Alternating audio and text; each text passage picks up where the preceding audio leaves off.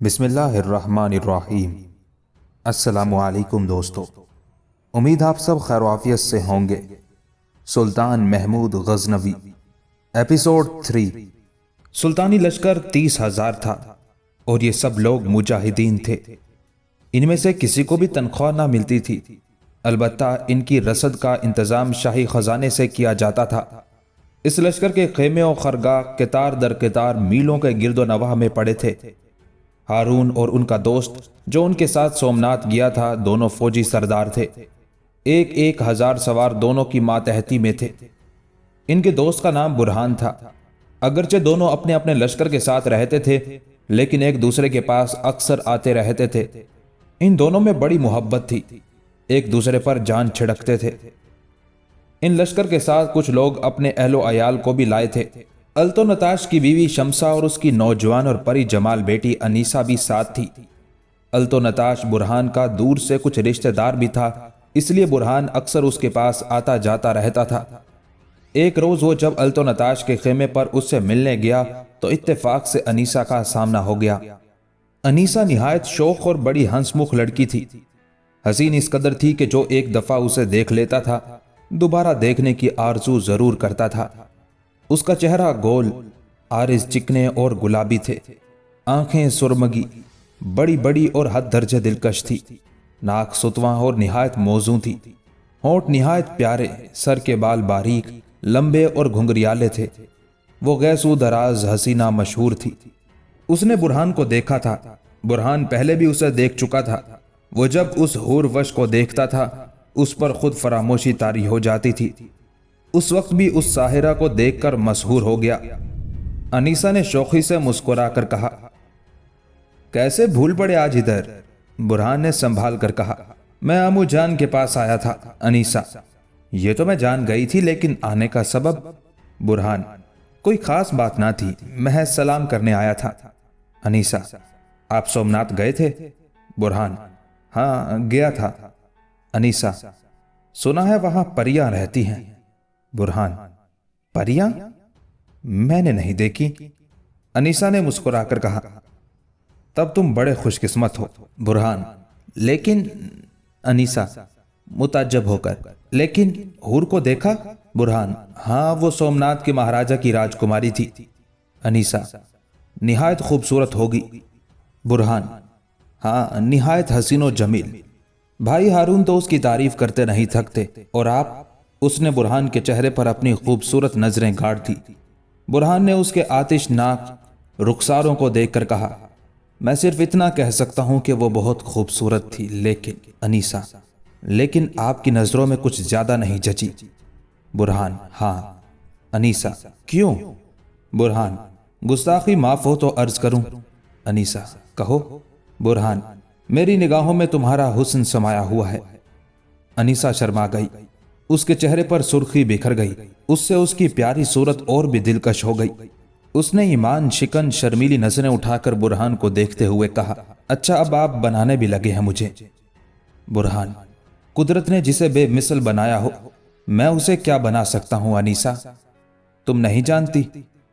अनीसा ने शौखी से कहा, मैं सब कुछ जानती हूं, आपके दिल की बात भी। कहो तो बता दूं? बुरहान, जब तुम दिल में घर कर लेती हो तो दिल की बात भी जरूर जानती होगी, लेकिन बताओ। अनीसा, आप भी राजकुमारी के मद्दाह हैं। बुरहान, नहीं बाखुदा नहीं, मैं तुम्हारा मद्दाह हूं अनीसा। मैंने भाई हारून से साफ साफ कह दिया है कि राजकुमारी अनीसा के बराबर हसीन नहीं है। अनीसा, गोया आपने मुझे बदनाम करने का ठेका ले लिया है। बुरहान, यह मुझसे गलती जरूर हुई। जिस बात को मैं एक अरसे से अपने दिल में छुपाए हुए था वो जाहिर हो गई। मैं माफी चाहता हूं अनीसा। अनीसा, और आपसे तवक्को ही क्या थी? कीजिए, मुझे खूब बदनाम कीजिए। वो खफा हो गई। बुरहान की जैसे रूह निकल गई। उसने बढ़कर उसका हाथ निहायत मलाइमत से पकड़ा और आजिज़ी के लहजे में कहा, माफ कर दो अनीसा, ये गलती इस वजह से हुई कि भाई हारून ने राजकुमारी की तारीफ में मुबालगा किया। मुझसे जब्त ना हो सका। अनीसा, लेकिन उन्होंने क्या ख्याल किया होगा? बुरहान, उन्होंने भी शायद तुम्हें देखा है, वो कायल हो गए। अनीसा, जानते हैं आप इससे मेरी किस कदर रुसवाई हुई? बुरहान, मैं उस वक्त ना जान सका, अब समझता हूं आइंदा ऐसी गलती ना होगी। अनीसा, अगर आपकी इस गुफ्तगू की इतला अम्मी जान या अब्बा जान को हो गई तो? बुरहान, इत्मीनान रखो, भाई हारून को मैं खूब जानता हूं, वो किसी से इस बात का जिक्र ना करेंगे। अनीसा, आपने अच्छा ना किया, आइंदा एहतियात रखिएगा। बुरहान, जरूर एहतियात रखूंगा, अल्लाह ताला का शुक्र है तुमने माफ कर दिया। अनीसा ने हैरत से बुरहान को देखकर कहा, मैंने कब माफ किया है? बुरहान, आइंदा गलती ना करने की हिदायत करके। अनीसा, खूब। बुरहान, तो क्या अभी खफा हो? मुझे मनाना भी आता है अनीसा। अनीसा, जी क्यों नहीं। बुरहान, अच्छा तो देखिए। उसने अनीसा का हाथ मजबूत पकड़ा। वो समझ गई। उसने मुस्कुराकर कहा, ठहरिए, आप गुदगुदी करना चाहते हैं, यह बात मुनासिब नहीं है।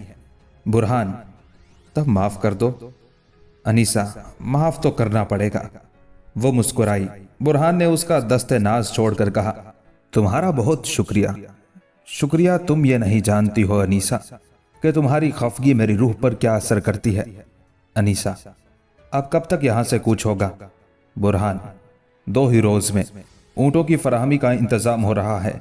जब 30,000 ऊंट जमा हो गए फौरन कूच कर दिया जाएगा। अनीसा, मगर ये ऊंट क्यों जमा किए जा रहे हैं?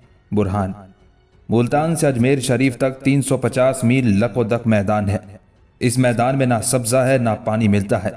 ऊंटों पर रसद और पानी ले जाया जाएगा। अनीसा, क्या कोई और ऐसा रास्ता नहीं है जिसमें पानी मुयस्सर आ सके? बुरहान, है तो, लेकिन बड़ा लंबा और खतरनाक है। कदम कदम पर हिंदुओं की आबादी है। अगर वो सब जमा होकर मुकाबले में आ गए तो सुल्तानी लश्कर को बड़ी दिक्कतों का सामना होगा। अनीसा, आपने सोमनाथ का किला देखा है? बुरहान, देखा है। एक रोज रात के वक्त छुपकर मैं और भाई हारून वहां गए थे। निहायत मजबूत, बुलंद और वसी किला है। ऐसा किला आज तक नजरों से नहीं गुजरा। समुंदर के ऐन किनारे पर वाक़ है। पानी की मौजें किले की फसील के पुश्ता से आकर टकराती हैं। अनीसा, लेकिन राजकुमारी को आपने कैसे देखा? बुरहान, अजब इत्तेफाक हुआ। मैं और भाई हारून सफर कर रहे थे कि रात हो गई। हम तारीक जंगल में घुसे जा रहे थे। अंधेरा इस कदर फैला हुआ था कि कोई चीज नजर न आती थी। दफतन हमने शोर की आवाज सुनी। दोनों ने घोड़े दौड़ाए और जब कुछ दूर पहुंचे तो रोशनी देखी। हम बहुत जल्द रोशनी के पास पहुंच गए। देखा तो चंद डाकू कुछ औरतों को घेरे खड़े हैं। हमने डाकुओं पर हमला किया और उन्हें कत्ल कर डाला। उन औरतों लड़कियों में राजकुमारी थी। वो हमारी बहुत मशहूर हुई। अनीसा, शायद उस मुल्क में डाकुओं का जोर है। बुरहान, यही मेरा भी ख्याल है। अनीसा, अच्छा अब मैं जा रही हूं, अब्बा जान आने वाले होंगे। ये कहते ही बिजली किसी तेजी से खेमे से निकल गई और बुरहान देखता ही रह गया। उसने थोड़ी देर और अल्तोनताश के आने का इंतजार किया, लेकिन जब वो न आए तो वापस लौट आया। अमीर अली और अल्तोनताश दोनों ऊंटों की फराहमी में मसरूफ थे। चंद रोज कोशिश से ऊंट मिल गए और अब उनकी तादाद पूरी 30,000 हो गई। चूंकि ऊंट काफी पानी पी लेता है और एक एक हफ्ते तक से पानी की जरूरत नहीं होती, इसलिए ऊंटों को चंद रोज प्यासा रखकर उन्हें खूब पानी पिला दिया गया और फिर उन पर छागलों और मशकीजों में पानी भरकर लाद दिया गया। रसद भी लादी गई और लश्कर ने मुल्तान से अजमेर शरीफ की तरफ कूच कर दिया। अगरचे ये किसी को भी मालूम न था कि गाजी सुल्तान महमूद का इरादा किस मुल्क और किस किले पर हमला करने का है, और इसी वजह से तमाम हिंदुस्तान के राजा और महाराजा परेशान थे। लेकिन सबसे ज्यादा फिक्र और परेशानी सोमनाथ के महाराजा को थी। उसे ऐसा मालूम हो रहा था जैसे मुजाहिदीन इस्लाम का सैलाब सोमनाथ ही की तरफ बहा चला आ रहा है। उसने न सिर्फ करबो जवार ही के राजाओं को मदद के लिए लिखा था, बल्कि हिंदुस्तान के तूलो अर्ज में जितने भी राजा थे सभी से इआनत तलब की थी, और सबको ये साफ तौर पर लिख दिया था कि सुल्तान महमूद और उसकी फौजों ने इस मुकद्दस मकाम और मुतबर्रिक मंदिर की तरफ रुख किया है, जो मरजाए खल्लाइक है, जिसका एहतराम हिंदू के बच्चा बच्चा के दिल में है, जिसकी अजमत की हिंदू दुनिया कायल है, जहां मरने के बाद रूहें इसलिए आती हैं कि सोमनाथ के देवता के हुक्म से बमौजिब दूसरे कालिबों में दाखिल हों। महाराजा सोमनाथ की उन चिट्ठियों ने हिंदुओं के दिलों में जोश और गजब का वलवला उठा दिया और वो जोक दर जोक सोमनाथ की हिफाजत के लिए चल पड़े। हिंदुस्तान में शुरू ही से हिंदुओं के 4 तबके हैं। एक ब्राह्मण जिन्हें मजहबी इक्तदार हासिल है, दूसरा क्षत्रिय जो हुक्मरान तबका कहलाता है और जिसके जिम्मे मुल्क और कौम की हिफाजत है, तीसरा वैश्य जिसका पेशा काश्तकारी, सौदागरी और साधुकारी है, चौथा तबका शूदर यानी अछूत है, ये नीच कहलाते हैं। इनके जिम्मे मज़कूरा तीनों तबकों की खिदमत है। तमाम हिंदू अछूतों को निहायत दर्जा हकीर और जलील समझते हैं और उनसे हर किस्म की और अदना से अदना खिदमत लेते हैं, लेकिन उन्हें यह हक नहीं है कि वो उस रास्ते पर भी चल सके जिससे ब्राह्मण आ रहा हो, या छतरी के सामने खड़े होकर बात भी कर सकें, या वेश के सामने बैठ सकें, और इन तीनों की खिदमत करते करते ही मर जाते हैं। सिर्फ यही बात नहीं है कि हिंदू अछूतों को बुरा समझते हैं, बल्कि उनका हर तबका एक दूसरे को नफरत और हकारत की निगाहों से देखता है। छतरी वेश को इसलिए हकीर समझता है कि वेश सूदखोर, महाजन और ज़राअत व तिजारत करने वाला पस्त अखलाक, पस्त मजाक और पस्त हिम्मत तबका है। वो मुल्क व कौम की खिदमत के लिए तलवार उठाते डरता है। ब्राह्मण मजहबी पेशवा होने की वजह से अपने आप को सबसे आला व अरफा समझता है और वह वेश और छतरी दोनों तबकों को हकारत की निगाहों से देखता है।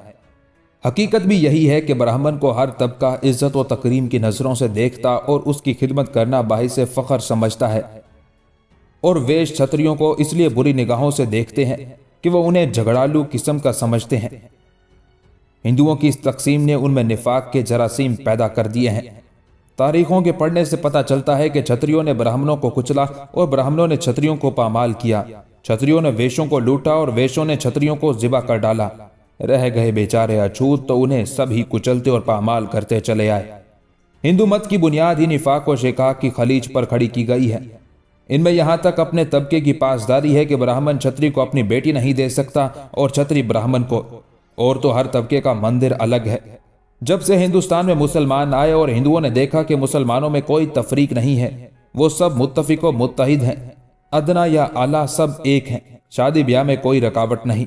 गरीब की बेटी अमीर के घर चली जाती है, अमीर की बेटी गरीब के घर चली जाती है। तब से हिंदुओं की आंखें खुली और उन्हें यह एहसास हुआ कि उनकी कौम की तकसीम उनके बुजुर्गों ने गलत तरीके पर की और उसकी कौमी तकसीम ने उनमें फूट डाल दी।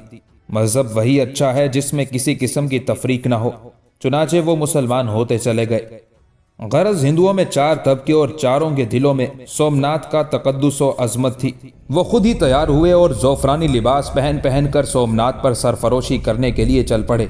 उस जमाने में हिंदुओं में यह कायदा था कि जो लोग ज़ोफ़रानी रंग का लिबास पहन लेते थे वो मैदान जंग में कट मरते थे, लेकिन पीछे ना हटते थे।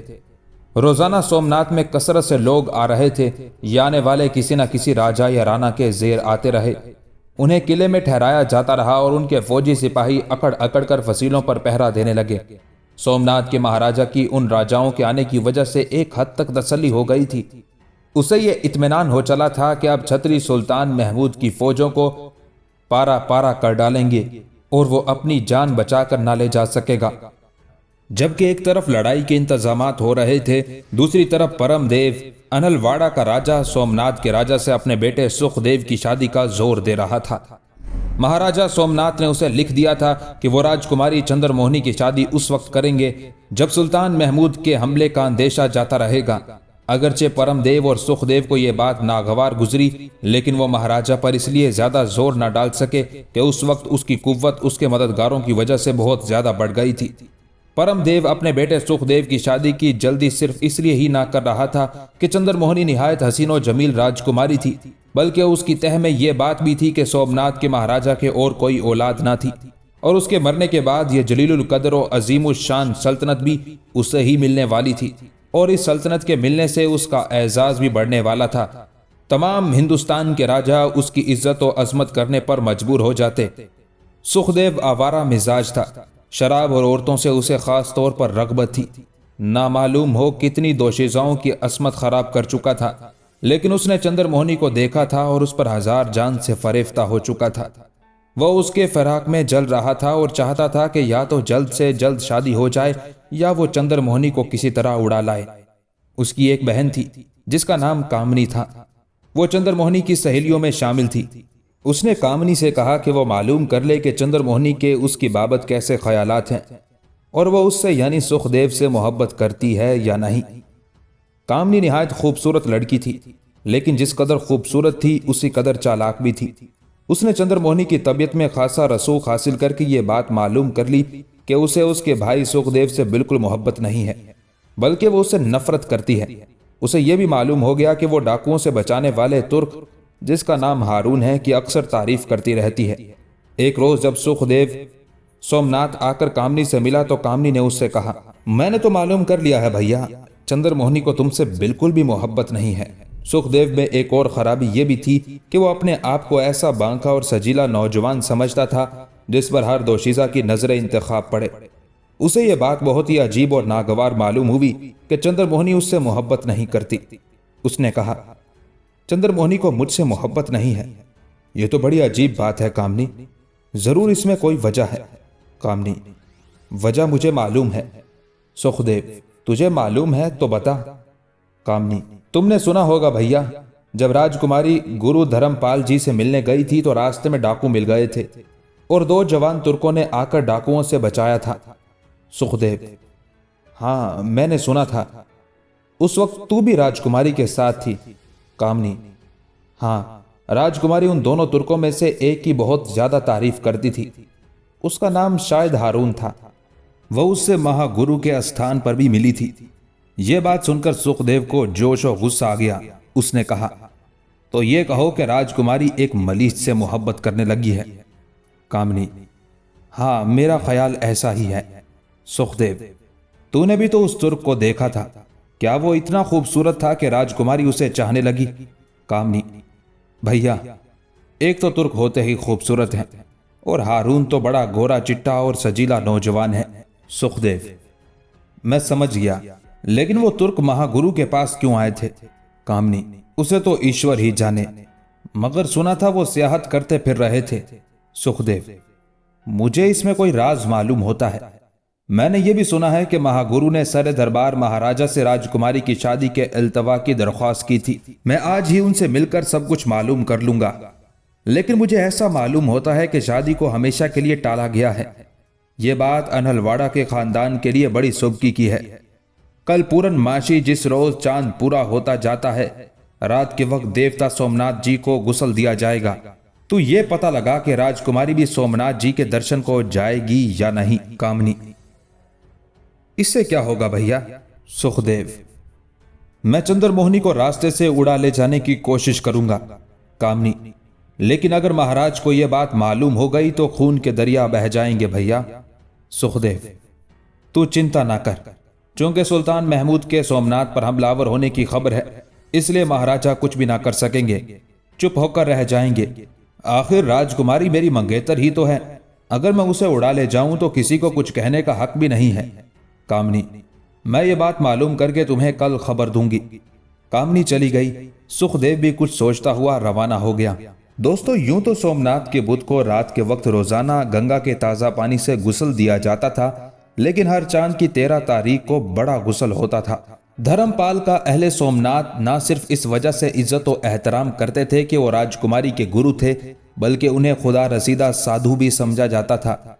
अवाम का यह अकीदा था कि उनकी दुआ खाली नहीं जाती, उनकी दानिशमंदी का भी शोहरा था। इस कदर फाजिलो फरजाना समझे जाते थे कि महाराजा सोमनाथ अहम मामलात में उनसे मशवरा लेते और उन मशवरों पर अमल किया करते थे। जब से राजकुमारी फारिगुल तहसील हो गई थी, उस वक्त से धर्मपाल ने जंगलों में रहना शुरू कर दिया था। वो सोमनाथ में या तो महाराजा के तलब करने पर आते थे या चांद ग्रहण के रोज आकर सोमनाथ के सबसे बड़े गुस्ल में शरीक हो जाते थे। हम ये बयान कर आए हैं कि सोमनाथ को रोजाना गंगा के पानी से रात के वक्त गुस्ल दिया जाता था और ये गंगा का पानी 600 मील के फासले से लाने के लिए चौकियां बनी हुई थी, जिनमें ब्राह्मण रहते थे और हर चौकी के ब्राह्मण एक चौकी से दूसरी चौकी तक पानी पहुंचाया करते थे। उन ब्राह्मणों को महाराजा बड़ी बड़ी तनख्वाहें देते थे। गंगा से सोमनाथ तक जिस कदर बस्तियां और आबादियां थी, उनके बाशिंदे भी उन पानी लाने वाले ब्राह्मणों को बड़ी बड़ी रकमें दान दिया करते थे और उन्हें सोमनाथ के भक्त या पुजारी खास समझकर उनकी इज्जत और खिदमत करते थे। रोजाना मामूली गुस्ल होता था और महीने में एक मर्तबा चांद की 13 तारीख को बड़ा गुस्ल दिया जाता था। और साल भर में चांद ग्रहण की रात को सबसे बड़ा गुस्ल दिया जाता था। चांद ग्रहण के मौके पर सोमनाथ में अजीमुशान मेला लगता था और यह मेला 1 माह तक रहता था। हिंदुस्तान के तूलो अर्ज से लोग मेले की शिरकत और सोमनाथ बुद्ध की जियारत के लिए जोक दर जोक आते थे। सोमनाथ से लोगों की अकीदत का यह हाल था कि आम लोगों के अलावा बड़े बड़े रईस, जिम्मेदार, साहूकार, राणा और राजा तक पैदल चलकर आते थे और अपनी हैसियत के मुताबिक मंदिर पर चढ़ावा चढ़ाते थे।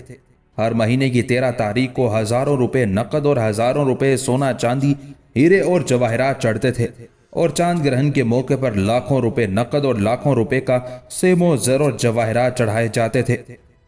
सोमनाथ के पंडे या पुजारी 2000 थे। इस चढ़ावे में से महाराजा उन्हें तनख्वाहें देता था और जिस कदर चढ़ावा आता था उसका चौथाई या 5वां हिस्सा तमाम पंडों में तकसीम कर देता था। उस आमदनी की वजह से तमाम पुजारी निहायत मालदार हो गए थे। सोमनाथ का महाराजा मंदिर का मतवाली कहलाता था। उसकी इस कदर इज्जत की जाती थी कि कोई शख्स भी जो उसके सामने पहुंच जाए उसे सजदा किए बगैर ना रहता था। राजा और राणा तक उसके सामने सर झुका देते थे। सोमनाथ में यात्रियों की आमद का इस बात से अंदाजा हो सकता है कि 300 हजाम महज यात्रियों की हजामत बनाने पर मामूर थे। उनमें से एक नाई भी सोमनाथ वालों का सर ना मूंढता था और उन हजामों को कभी फुर्सत ना मिलती थी। सुबह से शाम तक मसरूफ रहते थे और चूंकि उनकी आमदनी काफी थी इसलिए बड़े मालदार थे। चूंकि सोमनाथ के माहाना गुस्ल में सिर्फ 1 दिन बाकी रह गया था इसलिए यात्री यानी जायरीन भारी तादाद में जमा हो गए थे और तमाम पंडे और सारे ब्राह्मण गुस्ल के एहतमाम में मसरूफ हो गए थे। धर्मपाल जब आते थे तो शाही महल के एक गोशा में मुकीम होते थे, लेकिन उनकी नशिस्त ज्यादातर उस मंदिर के एक कित्ता में रहती थी जिसमें एक बुत मौलिक था और जिसे देखने के लिए दूर दूर से लोग आते थे। उस मंदिर के बाहर सफेद अस्तरकारी हो रही थी लेकिन अंदर की तमाम दीवारें स्याह थी। फर्श भी स्याह था और छत भी स्याह थी और एक काले रंग का बुत उसमें मौलिक रखा था। ना वो किसी चीज पर रखा था ना किसी सहारे पर कायम था। चूंकि ये एक हैरतनाक बात थी कि बुत जमीन से 6 फुट ऊंचा, छत से काफी नीचा, मंदिर की 4 दीवारी के ऐन वस्त में बिला किसी सहारे के कायम था। इसलिए लोग जोक दर जोक उसकी जियारत करने आते थे और उसे देखकर हैरान होते थे। सादा लोग हिंदू समझते थे कि बुत अपनी शक्ति से कायम है, इसलिए उसकी खलूसे दिल से परस्तिश करते थे। सुखदेव धर्मपाल से मिलने के लिए अव्वल उस बुतखाने में आया, लेकिन उसे मालूम हो गया कि धर्मपाल वहां नहीं है। वो कसरे शाही में गया। चूंकि वो राजकुमारी का मंगेतर था इसलिए राजमहल में जाने में उसकी रोक टोक ना होती थी। जब वो महल के अंदर दाखिल हुआ तो इत्तेफाक से उसने चंद्रमोहनी को जाते हुए देखा। राजकुमारी के साथ उसकी चंद सहेलियां और चंद कनीजें थी। सुखदेव तेजी से बढ़कर चंद्रमोहनी के पास जा पहुंचा। उसे देखते ही सहेलियों और कनीजों ने उसकी ताजीम के लिए सर झुका दिए और सुखदेव का सर बिला अज़्मो इरादे के खुद ब खुद चंद्रमोहनी की ताजीम के लिए झुक गया। उस वक्त चंद्रमोहनी प्याजी रंग की रेशमी साड़ी में मलबूस थी, कानों में दुरे शहवार के गोशवारे पहने थी, निहायत हसीन मालूम हो रही थी। वो खड़ी हो गई और उसकी शान से नस्वानी हुस्न टपकने लगा। सुखदेव पर उसका रोबे हुस्न इस कदर पड़ा कि चंद लम्हे तो वो साकित व जामिद खड़ा उस हूर अदा को देखता ही रहा। आखिर उसने हकलाते हुए कहा, माफ करना, आपकी खिदमत में दर्राना चला आया। चंद्रमोहनी ने होशरुबा निगाहें उठाकर उसे देखा और तरन्नुम रेज लहजे में कहा, शायद कोई जरूरी काम होगा। सुखदेव ने जल्दी से कहा, जी हां, बड़ा जरूरी, मैं महागुरु जी से मिलने आया हूं। चंद्रमोहनी, वो सोमनाथ जी गए हैं और अभी कयामगाह पर आए थे। सुखदेव, क्या आप तन्हाई में मेरी 2 बातें सुनेंगी? चंद्रमोहनी, इस वक्त मुझे फुर्सत नहीं है। सुखदेव, फिर मैं किस वक्त हाजिर हूं? चंद्रमोहनी, महागुरु जी से दरियाफ्त कर लीजिए। सुखदेव, बेहतर है। वो दिल बर्दाश्ता होकर वापस लौटा और चंद्रमोहनी फिजा को मुनव्वर और मुअत्तर करती आगे बढ़ गई। सुखदेव जानता था कि धर्मपाल महल के किस गोशे में मुकीम होते हैं। वो तेजी से चलकर वहां पहुंचा। उस वक्त धर्मपाल के पास उसके खास चेलों में से 3 चेले बैठे थे। सुखदेव ने जाकर उन्हें सलाम किया और झुककर उनके कदम छूकर अपनी पेशानी पर रखे। धर्मपाल ने उसे दुआ दी और बैठने का इशारा किया। वो अदब से एक तरफ बैठ गया। धर्मपाल ने उससे पूछा, किस लिए आए हो राजकुमार? सुखदेव ने बिला किसी तमहीद के जवाब दिया, मैं इसलिए आया हूं कि आपसे यह बात दरियाफ्त करूं कि आपने राजकुमारी की शादी का इल्तिवा क्यों करा दिया। धर्मपाल, इसलिए कि मुल्क पर जंग के बादल छा गए हैं। कोई नहीं जानता कि ये तूफान क्या रंग लाए। शादी और ब्याह अमान और सुकून की हालत में किए जाते हैं। सुखदेव, लेकिन मैं समझता हूं कि इसमें कोई और भी मसलहत है। धर्मपाल, तुम्हारा ख्याल गलत नहीं है। सुखदेव, क्या मसलहत है? धर्मपाल, साफ ही सुनना चाहते हो तो सुनो। राजकुमारी से तुम्हारी शादी नहीं हो सकती। सुखदेव को यह सुनकर बड़ा गुस्सा आया।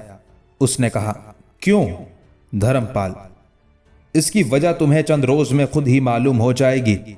सुखदेव, मगर मैं समझता हूं कि महाराजा हमारे खानदान की तौहीन करने की जुर्रत ना करेंगे। धर्मपाल, यह मैं भी जानता हूं, खानदान अनहलवाड़ा की तौहीन की जुर्रत नहीं की जा सकती, लेकिन बाज मजबूरियां ऐसी होती हैं कि। सुखदेव ने कतई कलाम करके गुस्ताखाना लहजे में कहा, मैं ऐसी मजबूरी को जानता हूं।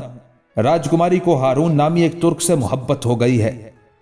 धर्मपाल इस बात को सुनकर जोर से चौंके। सुखदेव ने सिलसिला कलाम जारी रखते हुए कहा, आप राजकुमारी के गुरु हैं। शायद सोमनाथ को मलीज सुल्तान महमूद के हाथ से बचाने के लिए आप चंद्रमोहनी को मुसलमानों के हवाले करना चाहते हैं। धर्मपाल को गुस्सा आ गया। उनकी आंखें सुर्ख हो गईं। उन्होंने गजबनाक लहजे में कहा, क्या तुम जानते हो राजकुमार कि तुम मेरी और महाराजा दोनों की तौहीन कर रहे हो? तुम्हें मालूम नहीं है कि इस तौहीन का नतीजा क्या होगा? सुखदेव ने जुर्रत करके कहा, मैं आपके इस असर रसूख को जानता हूं जो आपका राजाओं में है, और यह कहने पर तैयार हूं कि आपका अदना इशारा खाना जंगी करा देगा। धर्मपाल, तुम जानते हो तो अपनी जबान बंद रखो। तुम राजकुमारी को भूल जाओ और मैं इस बात को भूल जाऊंगा कि तुमने मेरी और महाराजा की तौहीन की थी। सुखदेव नरम पड़ गया। साथ ही उसकी निगाहों से चालाकी और मक्कारी की इलामतें जाहिर हो गई। उसने आजिज़ी के लहजे में कहा, मगर महागुरु जी, मुझे राजकुमारी से मोहब्बत है और इस मोहब्बत ही की बदौलत मुझसे गुस्ताखी हुई है। माफ फरमा दीजिए। धर्मपाल, मैं इस नाखुशगवार गुफ्तगू का तज़किरा किसी से ना करूंगा और इस बात को मेरी तरफ से माफ समझो। सुखदेव, मैं आपका मशकूर हूं। धर्मपाल, तुम चंद्रमोहनी से वाकिफ नहीं हो राजकुमार। मुझे सुनो, उसकी जिंदगी के साथ एक राज वाबस्ता है जिसका इंकशाफ अनकरीब होने वाला है। मेरा ख्याल है उस राज के खुलने पर दुनिया हैरान हो जाएगी। सुखदेव ने उस गुफ्तगू पर कोई तवज्जो नहीं की और उठकर वहां से चला गया। चूंकि रात के वक्त महाना गुसल दिया जाने वाला था, इसलिए सोमनाथ की जियारत करने वाले नजदीकों दूर से आए हुए थे। कुछ तो उन जायरीन का मजमा हो गया था, कुछ इमदादी लश्कर और आ गया था। इसलिए मुतलका शहर और मंदिर में लोगों की गहमा गहमी हो गई थी। बाजार सजाए गए थे, नीज दुकानें आरास्ता की गई थी।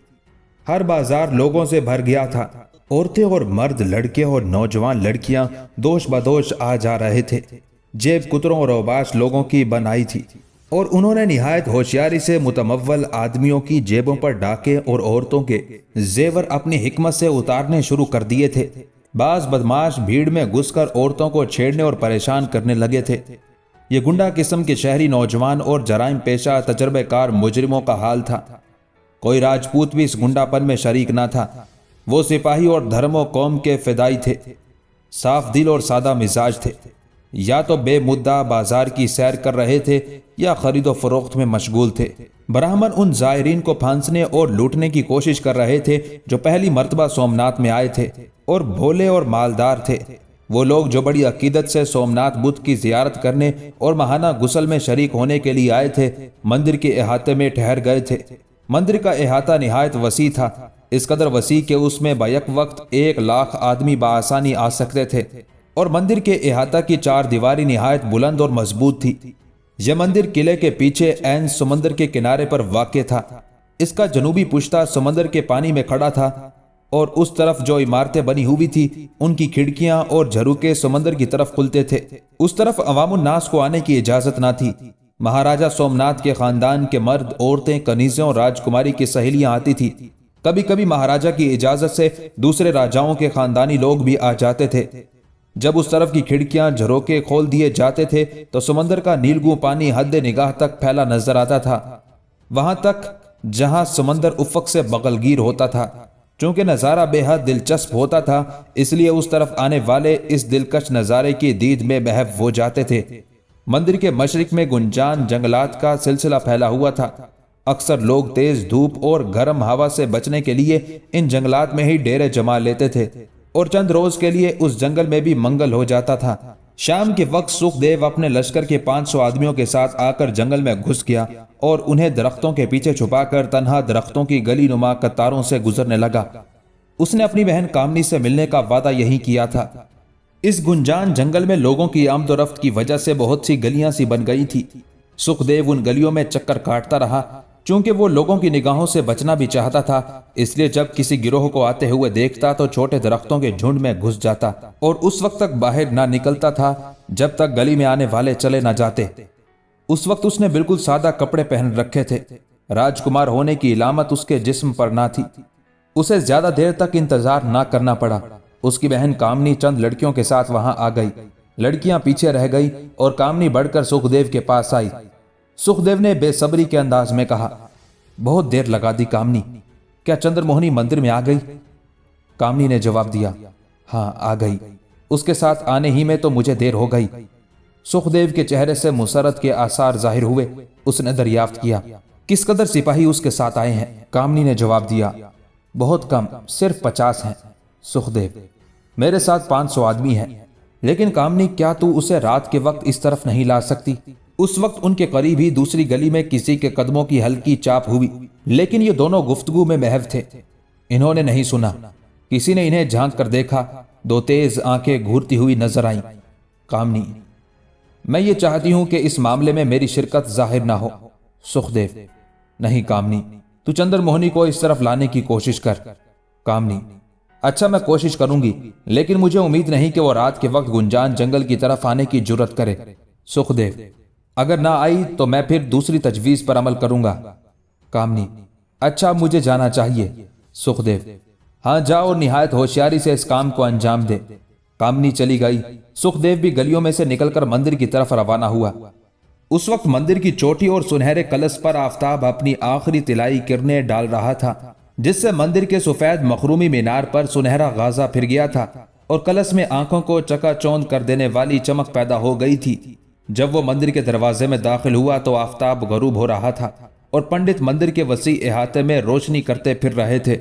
2000 पंडित सारे सहन में बिखरे हुए थे। चूंकि पूजा का वक्त करीब आ गया था, इसलिए हर पंडित उजलत में था। मंदिर का सहन लोगों से खचाखच भरा हुआ था। मंदिर की वो इमारत भी जिसमें सोमनाथ का बुत था, निहायत वसी थी। उसके कई दर्जे थे और हर दर्जा निहायत बुलंद और कुशादा था। 36 सतूनों पर यह इमारत इस्तादा थी और हर सतून में जवाहरात जड़े हुए थे। सोमनाथ का बुत सबसे आखिरी दर्जे में था। वहां तक बाहर की रोशनी ना जाती थी, ना अंदर रोशनी की जाती थी, बल्कि जवाहिर और अलमास जो के दरो दीवार और छतों में जड़े हुए थे और लाल और शब चिराग कंदीलों में नस्ब थे, उनकी जोत और जगमगाहट से दिन रात वहां काफी रोशनी रहती थी। सोमनाथ का बुत 5 गज लंबा था और एक ऊंचे चबूतरे पर नस्ब था। 2 गज चबूतरे के अंदर था और 3 गज चबूतरे के बाहर। ऐसा मालूम होता था जैसे एक ही पत्थर को तराश कर उस बुत को बनाया गया हो, क्योंकि उसमें कहीं जोड़ नजर न आता था। बुत की आंखें बड़ी बड़ी थी और उसकी दोनों आंखों में 2 बड़े लाल इस सनत से जोड़े गए थे जो बत्तियां मालूम होते थे और उनसे ऐसी तेज चमक निकलती थी जो देखने वालों की आंखों को खेरा कर देती थी। उस इमारत के सबसे पहले दर्जे में सोने की भारी जंजीर लटक रही थी, जिसका वजन 200 मन था। उस जंजीर में सोने और चांदी के सैकड़ों घंटे और घड़ियालें लटक रहे थे और बारीक सोने की जंजीरों का जाल हर दर्जे में तना हुआ था। उन जंजीरों में छोटी छोटी सैकड़ों सोने की घंटियां लटक रही थी। ये तमाम जंजीरें मोटी जंजीर में पैवस्त थी। जब पूजा का वक्त होता था या बुत को गुस्ल दिया जाता था तो 100 पंडित मिलकर सोने की भारी जंजीर को खींचते थे, जिससे तमाम घंटियां, घंटे और घड़ियाले बजने लगते थे और मीलों तक उनकी पुरशोर आवाज गूंज जाती थी। लोगों को उस आवाज से मालूम हो जाता था कि पूजा का वक्त आ गया या अब बुत को गुस्ल दिया जाने वाला है। चुनाचे जब किसी कदर अंधेरा फैल गया और चांद उफ़क़ के मशरिक से निकलकर झांकने लगा तो पंडितों ने मिलकर मोटी जंजीर को खींचना शुरू किया। तमाम घंटियां, घंटे और घड़ियाल बड़े शोर के साथ बजने लगे। उनकी पुरशोर आवाज से तमाम मंदिर और मंदिर का वसी अहाता गूंज उठा। किला, जंगल और समंदर में दूर तक ये आवाज फैल गई। जो लोग मंदिर में जमा थे वो मुअद्दब खड़े हो गए और जो बाहर थे वो दौड़ दौड़ कर अहाते के अंदर आने लगे। औरतें, मर्द और बच्चे बेशुमार जमा हो गए। घंटों और घड़ियालों की आवाज गूंज रही थी। लोग निहायत खामोशी से खड़े हुए सुन रहे थे। उस वक्त सबके मुंह उस इमारत की तरफ थे जिसके अंदर सोमनाथ का बुत था। चूंकि सब उसके अकीदत कैश थे, इसलिए सबके दिलों में अकीदत की लहरें उठ रही थी। चांद बतदरीज बुलंद हो रहा था और जूं जूं उसकी तिरछी शुआएं सीधी होती जाती थी, मंदिर के सहन में चांदनी की सफेद नूरानी चादर बिछती जाती थी। जो लोग मंदिर की खास इमारत से दूर थे, उन्हें अफसोस हो रहा था कि सुबह से क्यों ना आ गए, जिससे सोमनाथ के दर्शन भी हो जाते और उसके गुस्ल का पानी भी मिल जाता।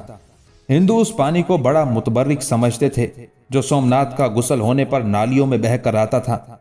उस पानी का एक कतरा भी जाया ना होने दिया जाता था। उसकी एक एक बूंद अकीदतमंद हिंदू चांदी और दूसरी धातों की प्लेटों में भर लेते थे, लेकिन उन्हें इस पानी के हासिल करने में बड़ी जद्दोजहद करनी पड़ती थी और पंडों को दान की सूरत कसीर रकमें भी देनी होती थी। पंडे जोर जोर से जंजीरों को खींच रहे थे। घंटों और घंटियों की आवाज गूंज रही थी। अवामुन्नास को मालूम हो गया था कि सोमनाथ को गुस्ल दिया जाने वाला है। जिस रोज सोमनाथ को गुस्ल ना दिया जाता था, उस रोज दिन छुपते ही उसकी पूजा शुरू हो जाती थी। लेकिन जिस रोज गुस्ल दिया जाता था, उस रोज पूजा के वक्त यानी दिन छुपते ही गुस्ल का एहतमाम होता था और गुस्ल से फरागत के बाद पूजा होती थी। घंटों की पुरशोर आवाज गूंज रही थी कि दफतन सोमनाथ की जय का नारा बुलंद हुआ। लोग उभर उभर कर नारा लगाने वालों को देखने लगे।